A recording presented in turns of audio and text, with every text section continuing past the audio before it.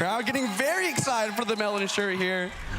Similar to the community predictions, the 70-30, I just want to point out that AIRSURFER has won 1 out of 3 matches versus MUGI so far this year. So those predictions pretty spot on with how this match could go.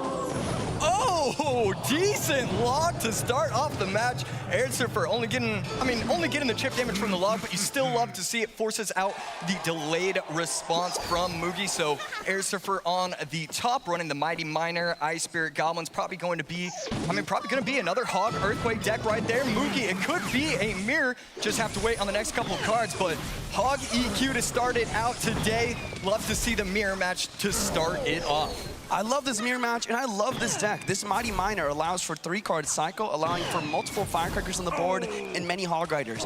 Really good play by AIRSURFER here, though. Getting that early King Tower activation, that will give him a small advantage. Right here, 1 minute into the day, Hog coming down from AIRSURFER.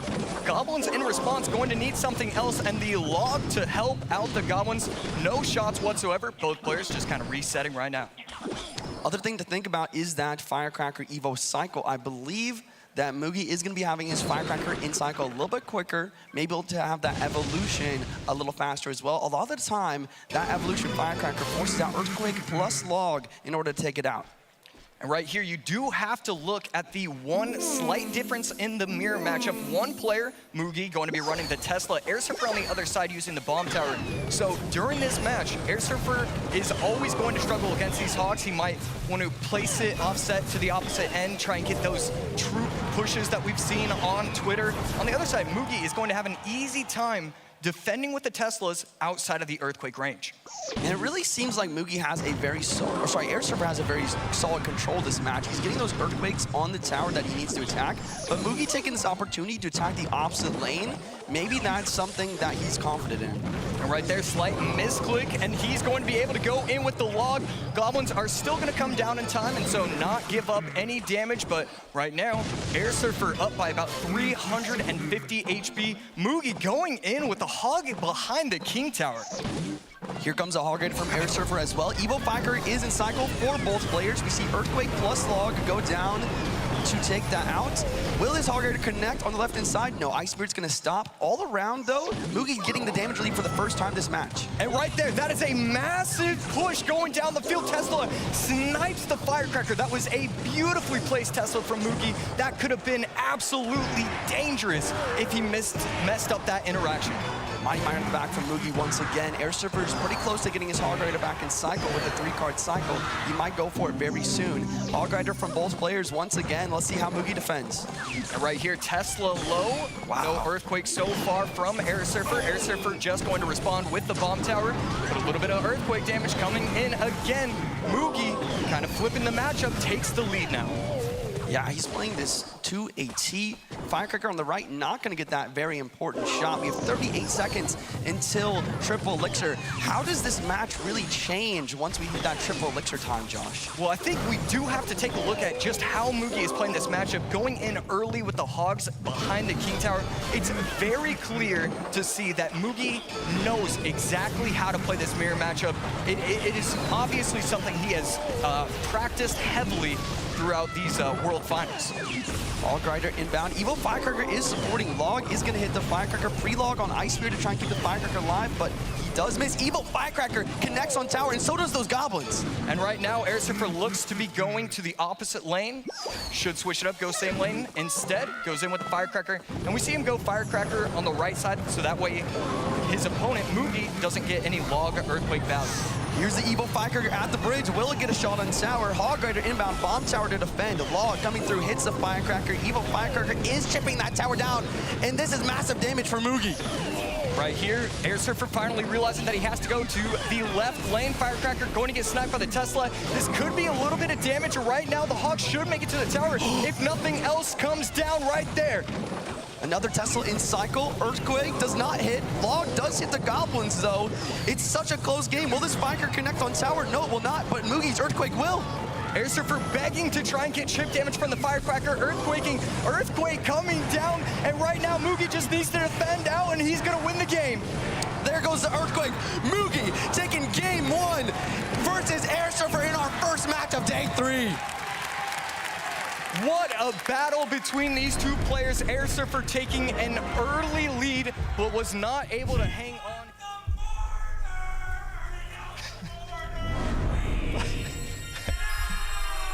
A lot of the crowd begging for the mortar. We're gonna see if that happens.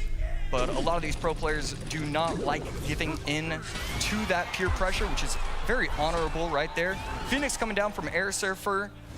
We saw the quick cycle in game number 1. I would expect to see heavier with the tombstone as well. Maybe coming in with the E-Giant archers. Archers have been a very popular evolution so far this weekend.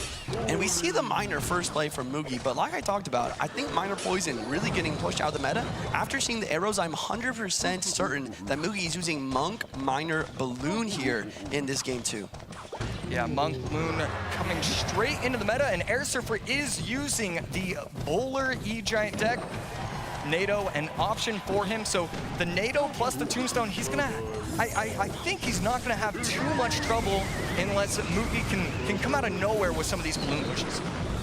Bowler able to lock on tower for one shot, giving AIRSURFER a slight damage lead and an elixir advantage as well. Barbarian Barrel plus a balloon at the bridge. How does AIRSURFER defend? He has a tombstone, but he doesn't have tornado. But like you said, he does have the evil archers. And right there, no death damage, I believe, coming in from MUGI. We're gonna have to wait and see. And yes, no death damage whatsoever. AIRSURFER with a very clean defense and a 3 elixir advantage as well. So AIRSURFER, Phoenix, Tombstone, NATO, archers. Definitely, wow. I mean, MUGI doesn't have a big spell as well. We could see AIRSURFER defend for the rest of the match if he wanted to. Here comes the mine on the right, in the safe spot once again. Doesn't want to allow a King Tower Activation. AIRSURFER actually allowing this damage to go through. Maybe he's going to go for an Electro Giant with this Bowler once again. There it is. Yeah, so we're gonna see if AIRSURFER is going to be using the lightning variation. He could try and snipe the lightning plus the archers. Will he get the correct placement? And he absolutely does. This E-Giant is going to be an absolute menace. The guards doing their absolute best, but it's not gonna matter. This left tower is gonna go down, down, down, down to 2377. AIRSURFER taking a very slight advantage, but in a beautiful spot right now. And once again, after that very nice aggression, you have the playing field level, and AIRSURFER's up elixir once again. That's the thing about Electro Giant. Not only is it going to push and do damage, but if played correctly, you can prevent any counter push as well. Lightning coming down, going to take out the left side archer. We're gonna have to see if the bar barrel in tow will work out, and it does. Monk in response, and it's going to be able to take out the Bowler, but just an interesting use of the ability right there, and the Bowler actually stays alive. That is massive for AIRSURFER. And now it's AIRSURFER starting to have these evil archers. He does have arrows for it. One survives, and look at this bomb tower absolutely getting shredded. Will this E-Giant make it to the tower once again? And right there, E-Giant going to get just a little bit of baby damage, getting the tower down to 2386. But we're seeing it constantly. AIRSURFER getting one good push in, boom, immediate reset. It feels like AIRSURFER is ahead in elixir by at least 6 or 7 throughout these last 2 minutes. Monk ability once again deflecting the Bowler shot, tanking that Phoenix as best as possible. Snowball gonna slow everything down, but this bomb tower is dead to the lightning. And that's the other thing about E-Giant, and it's why that these lightning decks are countering so many of these minor poison decks. You can just apply pressure throughout the match, lightning cycle, and it's enough to really kind of do enough to win the game. Not able to get any chip damage right there. MUGI finally sensing an opportunity to go in, goes in with the miner behind the crown tower, and wait, this balloon. Good push coming in, but I believe, and he's not going to be able to do anything to it right there. A great adjustment for MUGI, just waiting for that opportunity to strike, and he does it beautifully. 1 minute left, triple elixir on its way, and MUGI up by 1,000 HP worth of damage. Yeah, now this is a situation you don't want to be in. Miner goes to the back, it's getting chipped. Phoenix Tombstone once again to defend, but he needs damage. And it's so hard to break through at this point because you were relying on lightning cycle. Look at the balloon! Oh! It connects again! It gets the shot! 2-0 sweep from MUGI right there! Wow, and I can't help but think there was a couple mistakes from AIRSURFER there. He had the tornado in cycle, but he was thinking he didn't have to use it, maybe trying to save it for offense.